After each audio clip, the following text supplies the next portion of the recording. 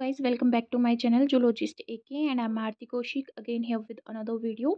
And in this particular video we are going to discuss about action potential mainly, and it is part 2 of the chapter neural control and coordination. तो यहाँ पे हम बात करेंगे generation and conduction की, कि nerve impulse कैसे generate होता है और कैसे उसको कंडक्ट किया जाता है। ठीक है, तो यहाँ पे हम जो जो टॉपिक डिस्कस करने वाले हैं उसमें हमारा टॉपिक आता है आयन चैनल्स। सबसे पहले हम आयन चैनल्स को डिस्कस करेंगे जो एक्सोलीमा में प्रेजेंट होती है। एक्सोलीमा क्या है? एक्सो वर्ड एक्सोन से आया है। ठीक है, एक्सोन एक्सोन से आया है। लेमा हमारा प्लाज्मा मेम्ब्रेन से आई है। ठीक है, प्लाज्मा लेमा बोलो या प्लाज्मा मेम्ब्रेन बोलो, तो एक्सोन के ऊपर जो मेम्ब्रेन है उसको प्लाज्मा लेमा बोला जाता है। तो वहाँ पे कौन कौन से आयन चैनल्स हैं उसके बारे में सबसे पहले डिस्कस करेंगे। फिर डिस्कस करेंगे कि नर्व इम्पल्स दो फेज में ट्रांसमिट होती है। ठीक है, एक होती है रेस्टिंग मेम्ब्रेन पोटेंशियल और दूसरा होता है एक्शन मेम्ब्रेन पोटेंशियल। तो हम डिटेल में स्टडी करेंगे रेस्टिंग मेम्ब्रेन पोटेंशियल क्या है, एक्शन मेम्ब्रेन पोटेंशियल क्या है। फिर हम स्टडी करेंगे ट्रांसमिशन ऑफ इम्पल्सेस के बारे में, कि जो सिनेप्टिक न्यूरॉन होता है, मतलब सिनेप्सिस जहाँ पे फॉर्म होता है, जहाँ पे दो न्यूरॉन्स मिलती हैं, वहाँ पे इम्पल्स कैसे ट्रांसफ़र होगा। तो सबसे पहले बात करते हैं आयन चैनल्स के बारे में। Ion channels in the axolemma, leakage channel होते हैं, लाइगेंड गेटेड चैनल्स होते हैं और वोल्टेज गेटेड चैनल्स होते हैं।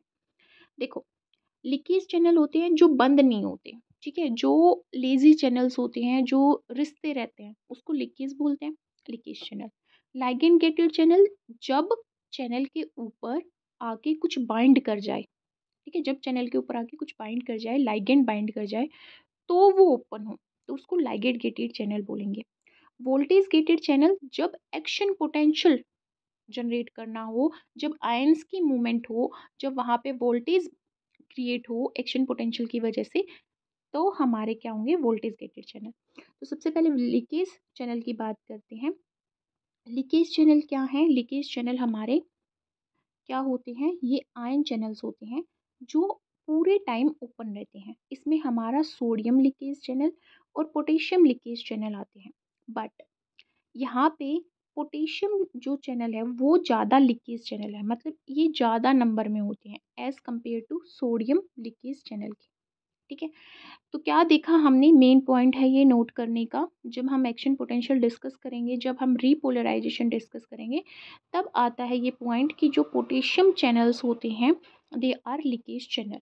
यहाँ पे जो सार्कोलेमा है, सार्कोलेमा जो प्लाज्मा मेम्ब्रेन है, ठीक है, उसकी ग्रेटर परमिएबिलिटी होती है पोटेशियम आयंस के लिए as compare to sodium ion. तो उसकी परमिएबिलिटी का मतलब क्या है?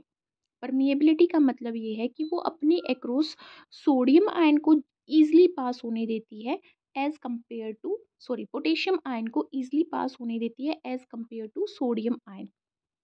ठीक है, तो ये जो पोटेशियम आयन है, के पॉजिटिव जो है वो पोटेशियम आयन है, वो कॉन्टिन्यूसली मूव करता रहता है किसके अराउंड, एक्सोन की प्लाज्मा मेम्ब्रेन के अराउंड। कॉन्टिन्यूसली कौन मूव करेगा, पोटेशियम आयन, जिसकी वजह से एक एक्शन पोटेंशियल में डिफरेंस आएगा। एक साइड में ज़्यादा पॉजिटिव चार्ज हो जाएगा, एक साइड में कम पॉजिटिव होगा, मतलब नेगेटिव चार्ज हो जाएगा। तो जब चार्ज में डिफरेंस आता है किसी भी मेम्ब्रेन के सराउंडिंग में, या किसी भी मेम्ब्रेन के अराउंड या अक्रॉस द मेम्ब्रेन, ये एक मेम्ब्रेन है, यहाँ पे मान लो पॉजिटिव चार्ज है, यहाँ पे मान लो नेगेटिव चार्ज है, तो क्या हो गया, चार्ज में डिफरेंस हो गया इनसाइड द मेम्ब्रेन और आउटसाइड द मेम्ब्रेन, जिसकी वजह से क्या हो गया, एक्शन पोटेंशियल जनरेट हो गया।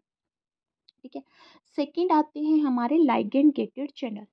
ये चैनल केमिकली गेटेड चैनल्स होते हैं जो तभी ओपन होंगे जब कोई लाइगेंड बाइंड होगा, किनके साथ, इन चैनल्स के साथ। अब वो लाइगेंड क्या होगा, वो लाइगेंड होगा केमिकल स्टिमुलाई।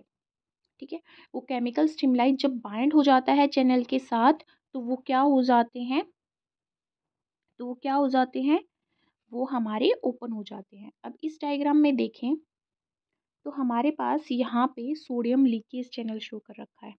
ठीक है, ये हमारा, sorry, potassium leakage channel show कर रखा है, सोडियम लीकेज चैनल शो कर रखा है। पर हमने क्या पढ़ा कि जो प्लाज्मा लेमा है वो मोर परमिएबल है पोटेशियम के लिए एज कम्पेयर टू सोडियम। तो पोटेशियम के लिए ज़्यादा परमिएबल है सोडियम के कंपैरिजन में। वो ईजिली पास होने देगी पोटेशियम को, बट सोडियम को ईजिली पास नहीं होने देगी। अब दूसरी बात कर रहे हैं हम लाइगेंड गेटेड चैनल्स की। They are located between the presynaptic membrane of the first axon and postsynaptic membrane of the cell body of second neuron. देखो, हम ligand gated चैनल के बारे में जब स्टडी करेंगे, जब हम सिनेप्सिस के बारे में स्टडी करेंगे, ठीक है। जब एक एक्सोन दूसरी एक्सोन के साथ मिलेगी, जो पहली एक्सोन होती है उसको हम प्री सिनेप्टिक एक्सोन बोलते हैं, दूसरी को पोस्ट सिनेप्टिक एक्सोन बोलते हैं। सिनेप्टिक वर्ड इसलिए यूज़ करते हैं क्योंकि दोनों कॉन्टैक्ट में आती हैं और दोनों के बीच में एक गैप होता है, उस गैप को सिनेप्सिस बोला जाता है। तो जो हमारी पहली वाली एक्सोन होती है उसकी मेम्ब्रेन को प्री सिनेप्टिक मेम्ब्रेन बोल दिया जाता है और दूसरी वाली जो हमारी न्यूरॉन होती है उसको हम पोस्ट सिनेप्टिक मेम्ब्रेन बोल देते हैं, ठीक है। तो यहाँ पे जो सेल बॉडी है सेकंड न्यूरॉन की, जिसमें डेंड्राइट सेल बॉडी है, वो कुछ रिसीव करती है, वो रिसीव करती है पहले वाली की सिक्रेट किए हुए न्यूरोट्रांसमीटर्स। मान लो ये मेरी एक्सोन एंडिंग है पहले वाली न्यूरॉन की, ठीक है। अब यहाँ पे क्या होगी, दूसरे वाली न्यूरॉन की सेल बॉडी और उसकी डेंड्राइट्स होंगी, इनके बीच में क्या होगा, गैप, ठीक है। अब यहाँ पे क्या सिक्रेट होंगे, यहाँ पर सिक्रेट होगा हमारा न्यूरोट्रांसमीटर्स। इस रीजन में ये क्या सिक्रेट करेगी, न्यूरोट्रांसमीटर्स। ये न्यूरोट्रांसमीटर इन पे जाके बाइंड हो जाएंगे, इन डेंड्राइट्स पे जाके बाइंड हो जाएंगे, ठीक है। तो यहाँ पे जो न्यूरोट्रांसमीटर है वो एक्साइटेटरी हो सकता है या इनहिबिटरी हो सकता है, वो नेक्स्ट न्यूरॉन को या तो एक्साइट कर सकता है या इनहिबिट कर सकता है। तो यहाँ पे न्यूरोट्रांसमीटर अगर एसिटाइल कोलिन है तो हमारे लाइगेंड चैनल ओपन हो जाएंगे क्योंकि वो एक एक्साइटेटरी है। बट अगर यहाँ पे गाबा आ जाता, गाबा हमारा इनहिबिटरी न्यूरोट्रांसमीटर होता है, जिसकी वजह से हमारे चैनल्स ओपन नहीं होते, ठीक है। तो यहाँ पे हमने क्या देखा, यहाँ पे हमने देखा कि एक न्यूरोट्रांसमीटर के बाइंड होने से चैनल ओपन हो रहा है, that's why it is known as ligand gated channel, ठीक है। तो यहाँ पे जब न्यूरोट्रांसमीटर एसिटाइल कोलिन बाइंड होगा किसके साथ, हमारे चैनल्स के साथ, तो लाइगेंड चैनल ओपन हो जाएंगे और सोडियम एंड कैल्शियम आयन को डिफ्यूज़ करेंगे इनवर्ड डायरेक्शन में एंड पोटेशियम को डिफ्यूज़ करेंगे आउटसाइड डायरेक्शन में, ठीक है। जिसकी वजह से अगेन एक एक्शन पोटेंशियल जनरेट होगा और सेल क्या हो जाएगी, वोल्टेज क्रिएट करेगी, एक्शन पोटेंशियल जनरेट करेगी।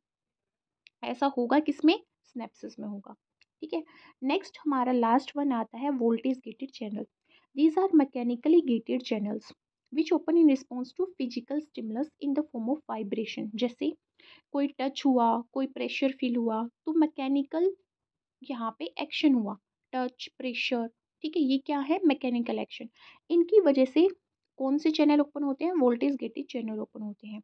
These channels open in response to a change in membrane potential. तो मेम्ब्रेन के पोटेंशियल में जब भी चेंज आता है तभी ये चैनल क्या होते हैं, ओपन होते हैं।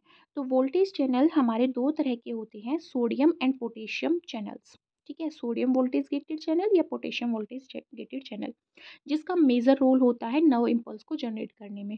Through out the study of this chapter या throughout the study of this topic which we are going to discuss right now, उसमें हम मेनली इन्हीं को स्टडी करेंगे, potassium voltage channel and sodium voltage channels को। अब हम study करेंगे ट्रांसमिशन ऑफ इम्पल्सेस। जो इम्पल्स का ट्रांसमिशन है वो दो फेज में होता है, एक रेस्टिंग मेम्ब्रेन पोटेंशियल में, एक एक्शन मेम्ब्रेन पोटेंशियल में, ठीक है। अब पहले अगर हम बात करें रेस्टिंग मेम्ब्रेन पोटेंशियल की, तो जो भी इलेक्ट्रिक पोटेंशियल प्लाज्मा मेम्ब्रेन के अक्रॉस तब होता है जब कोई भी न्यूरॉन किस में हो, रेस्ट में हो, ठीक है। जो ये हमारी पिक्चर है ये हमें रेस्टिंग मेम्ब्रेन पोटेंशियल के बारे में बता रही है। यहाँ पे लिखा हुआ है रेस्टिंग एक्सोन, मतलब हमारी न्यूरॉन रेस्ट में है। न्यूरॉन के रेस्ट में होने की वजह से जो भी इलेक्ट्रिक पोटेंशियल इसकी मेम्ब्रेन के अराउंड होगा वो क्या कहलाएगा, वो रेस्टिंग मेम्ब्रेन पोटेंशियल कहलाएगा, ठीक है। इस केस में जब हमारी न्यूरॉन क्या होती है, रेस्ट में होती है, जब हमारी न्यूरॉन रेस्ट में होती है उस टाइम पे सेल के अंदर नेगेटिव आयन होते हैं। देख सकते हो आप सेल के अंदर क्या है, नेगेटिव आयन्स है, ठीक है।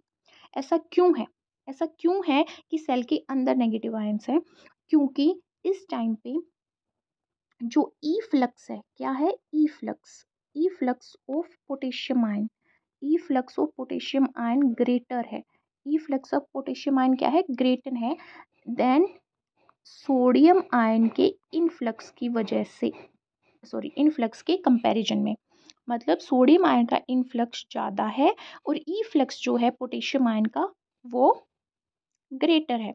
इनफ्लक्स किसका? इनफ्लक्स तो कम हो रहा है सोडियम का, सॉरी, एंड पोटेशियम का ईफ्लक्स ज़्यादा हो रहा है। ठीक है, ईफ्लक्स किसका ज़्यादा हो रहा है? पोटेशियम का, और इनफ्लक्स सोडियम का क्या हो रहा है? कम हो रहा है।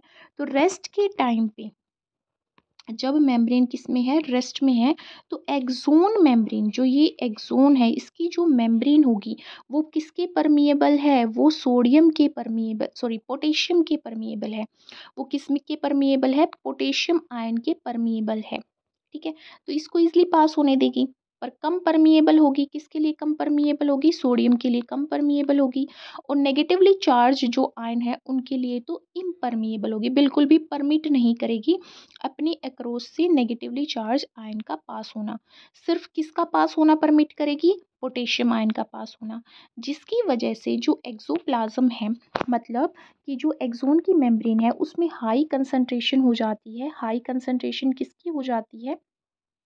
पोटेशियम आयन की। आप देख सकते हो कि जब हमारी मेम्ब्रेन अपने पोटेशियम चैनल को ओपन रखती है, या पोटेशियम चैनल हमने पढ़ा था कि वो लीकी चैनल होते हैं, जिसकी वजह से जैसे ही मेम्ब्रेन रेस्ट में आती है तो पोटेशियम ईजिली मूव कर रहा है। देखो बाहर ईजिली मूव कर रहा है, यहाँ पे ईजिली मूव कर रहा है हमारा पोटेशियम आयन बाहर की तरफ। क्यों है ऐसा? क्योंकि हमारी मेम्ब्रेन ज़्यादा परमिएबल है पोटेशियम आयन के लिए। ठीक है, अब वो बाहर मूव कर रहा है तो अंदर कोई भी नेगेटिव चार्ज अंदर से बाहर नहीं जा रहा, क्योंकि हमारी जो मेम्ब्रेन है वो इम्परमिएबल है नेगेटिव चार्ज के लिए। तो कोई भी जब नेगेटिव चार्ज बाहर नहीं जा रहा और सोडियम बहुत कम अमाउंट में अंदर आ रहा है, तो इसकी वजह से क्या हो गया? सेल के अंदर नेगेटिव चार्ज आ गया। ठीक है, सेल के अंदर क्या आ गया? नेगेटिव चार्ज आ गया। ठीक है, तो यहाँ पे जो कंसंट्रेशन ग्रेडियंट मेंटेन हुआ उसकी वजह से हमारी सेल क्या होगी? पोलराइज्ड होगी। पोलराइज्ड हो गई। ठीक है, पोलराइज्ड होने की वजह से हमारा ATP driven sodium potassium pump open हो जाता है। क्या ओपन हो जाता है? एटीपी ड्रिवन, जो ये यहाँ पे दिख रहा है ना हमें, ये क्या है हमारे पास? ATP driven sodium potassium pump. ये क्या हो गया? ओपन हो गया। जैसे ही ये ओपन होता है तो 3 हमारे सोडियम क्या जाते हैं? बाहर। 3 सोडियम हमारे आउटवर्ड डायरेक्शन में जाते हैं, एंड 2 पोटेशियम हमारे कहाँ आते हैं? सेल के अंदर। जब ये ओपन हो जाए, only I am talking about this. ठीक है, जब ये ओपन हो जाए तो 3 सोडियम बाहर जाएंगे और 2 सोडियम इनवर्ड डायरेक्शन में आएंगे। ठीक है, जिसकी वजह से जो रेस्टिंग मेम्ब्रेन पोटेंशियल है वो -40 मिली वोल्ट से 90 मिली वोल्ट तक चला जाता है। ठीक है, अगर इनकी एवरेज वैल्यू देखें तो -70 मिली वोल्ट होती है, या नॉर्मल वैल्यू देखें तो -70 मिली वोल्ट होती है। या तो ये -40 मिली वोल्ट हो सकती है या मैक्सिमम 90 मिली वोल्ट हो सकती है, बट अगर नॉर्मल वैल्यू देखें तो -70 मिली वोल्ट होगी। ठीक है, यहाँ पे नेगेटिव साइन ये इंडिकेट करता है कि मेम्ब्रेन के अंदर क्या है? नेगेटिव चार्ज है। I will repeat this again. देखो सबसे पहले क्या है? मेरी न्यूरॉन रेस्ट में है। मेरी न्यूरॉन क्या है? रेस्ट में है। जब भी कोई न्यूरॉन रेस्ट में होती है तो एक्सोन की जो प्लाज्मा लेमा है, मतलब एक्सोन की जो मेम्ब्रेन है, उसके अराउंड क्या क्या एक्शन होता है वो हम स्टडी करते हैं। पहले हम स्टडी करेंगे 3 चीज़ों के बारे में। पहली चीज़ ये है कि ये जो मेम्ब्रेन है वो पोटेशियम के लिए तो ज़्यादा परमिएबल होगी, पोटेशियम के लिए ज़्यादा परमिएबल होगी, और सोडियम के लिए लेस परमिएबल होगी। क्लियर है? और नेगेटिव जो भी चार्ज होगा उसके लिए तो इम्परमिएबल होगी, मतलब उसको बिल्कुल भी पास नहीं होने देगी। तो क्या होगा? सोडियम सोडियम तो पास होगी पर कम होगी। ठीक है, सोडियम अंदर आएगी बट बहुत कम अमाउंट में आ पाएगी। ठीक है, बट पोटेशियम बहुत ज़्यादा अमाउंट में बाहर की तरफ मूव करेगी। क्लियर हुआ? बट जो मेम्ब्रेन के अंदर नेगेटिव चार्ज है वो बिल्कुल भी बाहर नहीं जाएगा। अब वो बाहर नहीं जा रहा है तो मेम्ब्रेन के अंदर क्या आ गया? नेगेटिव चार्ज आ गया। अब मेम्ब्रेन के अंदर नेगेटिव आ गया, बाहर पॉजिटिव आ गया, तो क्या जनरेट हो गया? एक एक्शन पोटेंशियल जनरेट हो गया, जिसकी वजह से यहाँ पे सेल क्या होगी? पोलराइज्ड। जैसे ही सेल पोलराइज्ड होती है, मैकेनिकल चैनल ओपन होते हैं, ATP driven sodium potassium pump open होता है, जिसकी वजह से 3 सोडियम आयन हमारे बाहर की तरफ पंप किए जाते हैं और 2 पोटेशियम आयन इनसाइड पंप किए जाते हैं। तो नेगेटिव चार्ज बाहर ज़्यादा जा रहा है, सॉरी, पॉजिटिव चार्ज बाहर ज़्यादा जा रहा है और अंदर कम आ रहा है, तो अंदर क्या हो गया? नेगेटिव चार्ज हो गया। ठीक है, एक मेम्ब्रेन पोटेंशियल जनरेट हुआ, बट सेल हमारी किस में है, रेस्ट में है, तो रेस्टिंग मेम्ब्रेन पोटेंशियल जनरेट हुआ जिसकी वैल्यू -40 से -90 मिली वोल्ट तक जाती है और नॉर्मल कितनी होती है, -70 मिली वोल्ट। माइनस वर्ड क्यों यूज़ कर रहे हैं, क्योंकि सेल के अंदर क्या है, नेगेटिव चार्ज। तो ये था हमारा क्या, रेस्टिंग मेम्ब्रेन पोटेंशियल। अभी तक हमने क्या स्टडी किया, रेस्टिंग मेम्ब्रेन पोटेंशियल। अब हम क्या स्टडी करेंगे, अब हम स्टडी करेंगे एक्शन मेम्ब्रेन पोटेंशियल। क्या, action membrane potential. Action membrane potential तब होता है जब न्यूरॉन इंफॉर्मेशन को अपने से नीचे की तरफ, मतलब ऐसे होती है ना, सेल बॉडी होगी, यहाँ पे डेंड्राइट्स होगी और ये एक्सोन होगी और यहाँ पे एक्सोन एंडिंग होगी। तो जब डेंड्राइट से या सेल बॉडी से नीचे की तरफ इंफॉर्मेशन आती है तब हमारी क्या जनरेट होता है, एक्शन मेम्ब्रेन पोटेंशियल। ठीक है, तो इसमें 3 फेज आएंगी, इसमें क्या आएंगी, 3 फेज आएंगी। पहली आती है डीपोलराइजेशन फेज, पहली क्या आती है, डीपोलराइजेशन फेज। फिर आती है रीपोलराइजेशन फेज, रीपोलराइजेशन फेज, और उसके बाद आती है हाइपोपोलराइजेशन स्टेट, हाइपोपोलराइजेशन स्टेट। ठीक है, डीपोलराइजेशन, रीपोलराइजेशन और हाइपोपोलराइजेशन। तो सबसे पहले अंडरस्टैंड करते हैं किसको, डीपोलराइजेशन को। ये पोलरिटी के रिवर्सल होती है जब भी नर्व फाइबर स्टिमुलेट हो। यहाँ पे हमने क्या बात करी, जब भी नर्व फाइबर स्टिमुलेट हो तो सोडियम वोल्टेज गेट ओपन होता है, सोडियम वोल्टेज गेट ओपन होगा। ठीक है, और एक्सोलेमा परमिएबल होगी। यहाँ पे तो इम्परमिएबल थी या लेस परमिएबल थी, यहाँ पे क्या आ गई, अब हम डिपोलराइजेशन की बात कर रहे हैं तो एक्सोन की जो मेम्ब्रेन है वो सोडियम के लिए परमिएबल हो जाती है, सोडियम के लिए क्या हो जाती है, वो परमिएबल हो जाती है। ठीक है, जैसे ही वो सोडियम के लिए परमिएबल होगी, क्या करेगा, सोडियम मूव करेगा। ठीक है, तो यहाँ पे जब भी मेम्ब्रेन डिपोलराइज होती है, सोडियम चैनल ओपन हो जाते हैं, सोडियम मूव करेगी, हाईली मूव करेगी, और जो वोल्टेज गेटेड चैनल है वो क्लोज हो जाएंगे। ठीक है, तो यहाँ पे क्या होगा, सोडियम के चैनल ओपन हो गए हैं, पोटेशियम के बंद हो गए हैं। ठीक है, तो क्या होगा, flow of sodium ions into the axoplasm exceed the rate of flow of potassium ion to the outside fluid. इसकी वजह से क्या होगा, पोटेशियम बाहर मूव करेगा, सोडियम अंदर मूव करेगा। ठीक है, सोडियम अंदर मूव कर रहा है, पोटेशियम बाहर मूव कर रहा है। रिजल्ट क्या होगा कि हमारी मेम्ब्रेन के अंदर सोडियम क्या कर रहा है, हमें पता है कि जब भी सोडियम पोटेशियम चैनल ओपन होता है तो 3 सोडियम मूव करते हैं और 2 पोटेशियम मूव करते हैं। ठीक है, रिजल्ट क्या हुआ, सोडियम अंदर की तरफ मूव कर रहा है तो अंदर क्या हो जाएगा, पॉजिटिव चार्ज आ जाएगा और बाहर क्या आ जाएगा, नेगेटिव चार्ज आ जाएगा। क्लियर है कि क्या होगा, अंदर तो पॉजिटिव चार्ज, बाहर क्या आ गया, नेगेटिव चार्ज। तो during depolarization when enough sodium ions enter the cell, जो एक्शन पोटेंशियल है वो एक सर्टेन लेवल पे पहुंच जाता है जिसको हम थ्रेशोल्ड पोटेंशियल बोलते हैं। ऐसे केस में जब सोडियम अंदर मूव करे और पोटेशियम बाहर मूव करे और सेल के अंदर पॉजिटिव हो और बाहर नेगेटिव हो, उस टाइम पे जो पोटेंशियल आता है उसको हम थ्रेशोल्ड पोटेंशियल बोलते हैं। थ्रेशोल्ड पोटेंशियल जिसकी वैल्यू -55 मिली वोल्ट होती है।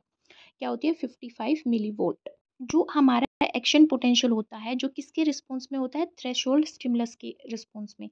मतलब ऐसा स्टिमुलस जो थ्रेशोल्ड पोटेंशियल जनरेट करता है उसको थ्रेशोल्ड स्टिमुलस बोलते हैं। ठीक है, वो सब थ्रेशोल्ड स्टिमुलस पे नहीं होता, मतलब बिलो 55 मिली वोल्ट के एक्शन पोटेंशियल पे वो एक्ट नहीं कर पाएगा। ठीक है, इसीलिए हम इस प्रिंसिपल को बोलते हैं ऑल और नन प्रिंसिपल, ऑल और नन प्रिंसिपल।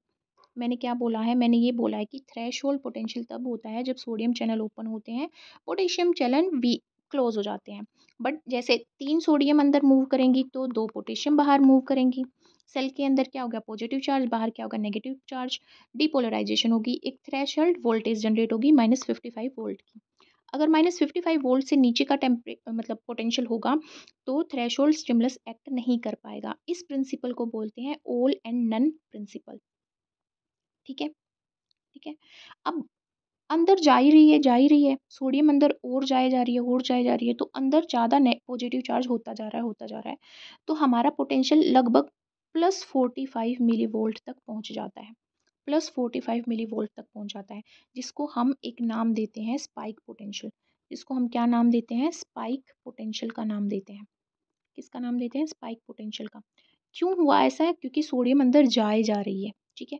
अब नेक्स्ट फेज आएगी रीपोलराइजेशन की, ठीक है। रीपोलराइजेशन कब होती है? जब स्पाइक पोटेंशियल होता है उस टाइम पे सोडियम वोल्टेज गेट क्लोज होने लग जाते हैं, क्योंकि हमारा बहुत ज़्यादा पॉजिटिव चार्ज आ गया है अंदर, +45 मिली वोल्ट का पोटेंशियल जनरेट हो गया है सेल के अंदर। इस टाइम पे क्या होगा? हमारा sodium channel close, sodium channel क्या हो गई? क्लोज हो गए। सोडियम चैनल क्या हो गए? क्लोज हो गए। और क्या होने लग गया? पोटेशियम चैनल ओपन होने लग गए। पोटेशियम चैनल क्या हो गए? ओपन हो गए। तो दोबारा से ई फ्लक्स हुआ किसका? पोटेशियम का, ठीक है।